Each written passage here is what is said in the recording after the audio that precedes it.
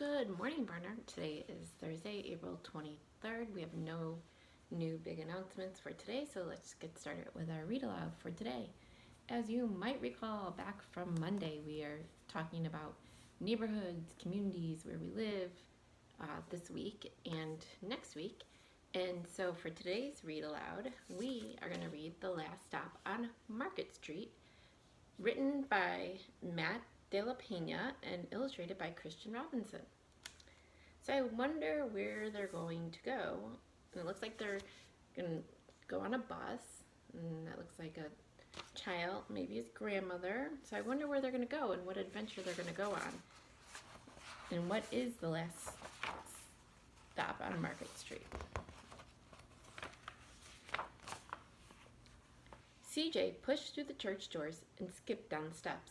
The outside air smelled like freedom, but it also smelled like rain, which freckled CJ's shirt and dripped down his nose.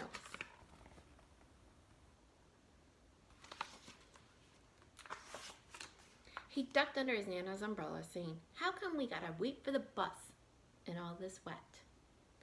"Trees get thirsty too," his Nana told him. "Don't you see that big one drinking through a straw?" CJ looked for a long time, but he never saw a straw.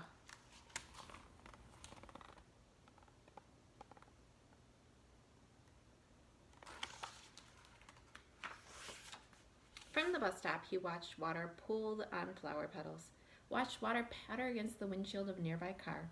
His friend Colby climbed in and gave CJ a wave and drove off with his dad. "Nana, how come we don't got a car?"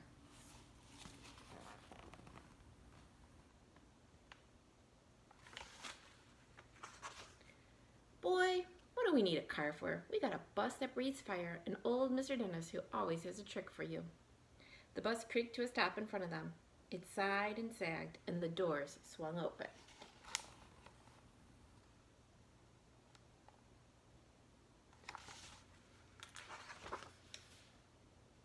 "What's that I see?" Mr. Dennis asked. He pulled a coin from behind CJ's ear, placed it in his palm. Nana laughed her deep laugh and pushed CJ along. They sat right up in front. The man across the way was tuning his guitar. An old woman with curlers had butterflies in a jar, and Nana gave everyone a great big smile and a good afternoon. She made sure CJ did the same. There's the old man Dennis, and then you see all the different people on the bus.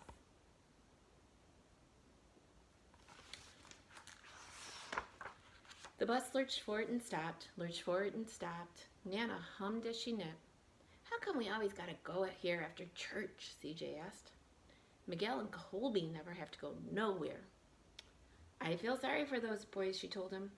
"They'll never get a chance to meet Bobo or the Sunglass Man. And I hear Trixie got herself a brand new hat." CJ stared out the window feeling sorry for himself. He watched cars zip by on either side, watched a group of boys hop curbs on bikes.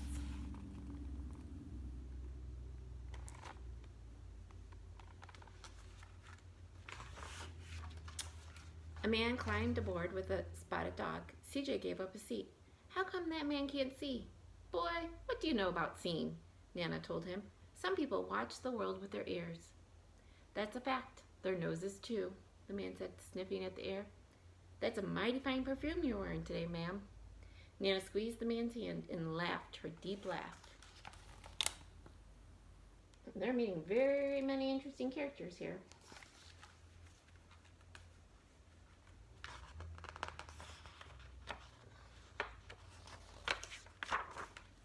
Two older boys got on next. CJ watched as they moved on by and stood him back. "Sure wish I had one of those," he said. Nana set down her knitting. "What for? You got the real living thing sitting across from you. Why don't you ask that man if he'll play us a song?" I don't know if you can see that, but CJ was talking about their phones and their headsets. CJ didn't have to. The guitar player was already plucking strings and beginning to sing. "To feel the magic of music," the blind man whispered, "I like to close my eyes." Nana closed hers too. So did CJ and the spotted dog. And in the darkness, the rhythm lifted CJ out of the bus and out of the busy city. He saw sunset colors swirling over crashing waves, saw a family of hawks slicing through the sky, saw the old woman's butterflies dancing free in the light of the moon. CJ's chest grew full, and he was lost in the sound, and the sound gave him the feeling of magic.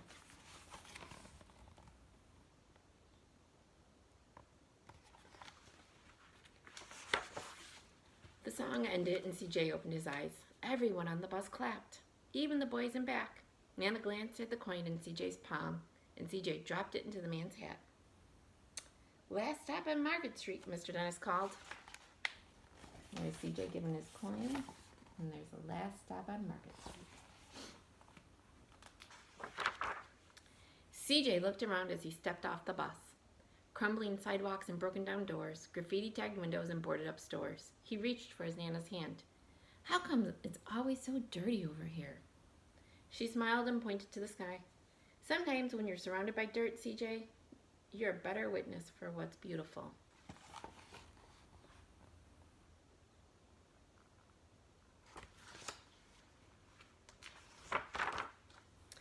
CJ saw the perfect rainbow arching over the soup kitchen. He wondered how his Nana always found beautiful where he never even thought to look. He looked all around them again, at the bus rounding the corner out of sight, and the broken street lamps still lit up bright, and the stray cat shadows moving across the wall.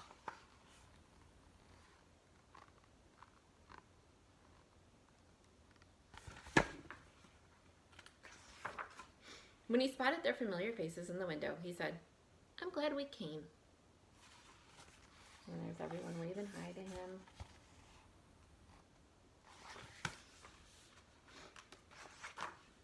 He thought his Nana might laugh, her deep laugh, but she didn't. She patted him on the head and told him, Me too, CJ. Now come on. And here's a picture of them that tells us where they are. I don't know if you can see this clearly, but you can see CJ and his Nana are helping serve food, which I would assume is at a soup kitchen, helping feed people who need help. The end. You see CJ and his Nana waiting for the bus. So take a moment. You can either write, draw, or talk to someone about the story and what you thought about it and how it affected you. How does this connect to any of the trips you may take on the CTA, on the bus? I know none of my bus rides were that exciting when I was a kid. So I hope you enjoyed the story. Have a great, thankful Thursday, and I will connect with you tomorrow. Bye.